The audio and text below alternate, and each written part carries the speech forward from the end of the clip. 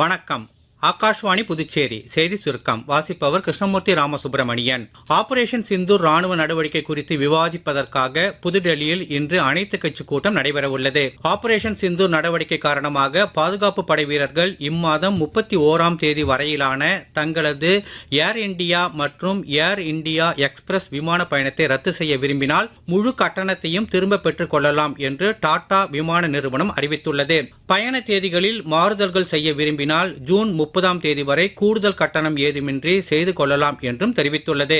இந்திய ஈரான் நட்புறவு உடன்படிக்கை கையெழுத்தான 75ஆம் ஆண்டு விழாவை முன்னிட்டு நடைபெறவுள்ள 20வது கூட்டுக்குழு கூட்டத்தில் பங்கேற்க புதுடெல்லி வந்துள்ள ஈரான் வெளியுறவு அமைச்சர் டாக்டர் சையத் அப்பாஸ் அராக்ஷி இன்று குடியரசுத் தலைவர் திருமதி திரௌபதி முர்மு, வெளியுறவு அமைச்சர் டாக்டர் ஜெய்சங்கர் உள்ளிட்டோரை சந்தித்து பேச உள்ளார். உலக செஞ்சிலுவை தினம் இன்று கொண்டாடப்படுகிறது. ஆபரேஷன் சிந்தூர் ராணுவ நடவடிக்கை உறுதியான மற்றும் தகுந்த பதிலடி என்று புதுச்சேரி துணைநிலை ஆளுநர் திரு கைலாஷ்நாதன் தெரிவித்துள்ளார்.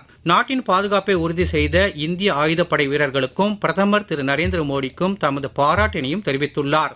சேதராப்பட்டு குரும்பாப்பேட் மின்பாதையில் பராமரிப்பு பணிகள் மேற்கொள்ளப்பட இருப்பதால் சேதராப்பட்டு தொழில்பேட்டை, சேதராப்பட்டு பழைய மற்றும் புதிய காலனி, சேதராப்பட்டு கிராமம், முத்தமிழ் நகரின் ஒரு பகுதி மற்றும் அதனை சார்ந்த பகுதிகளில் இன்று காலை 10 மணி முதல் மாலை 5 மணி வரை மின் விநியோகம் முற்றிலும் தடைபடும் என்று மின்துறை அறிவித்துள்ளது. இத்துடன் இந்த செய்தி சுருக்கம் நிறைவு பெறுகிறது.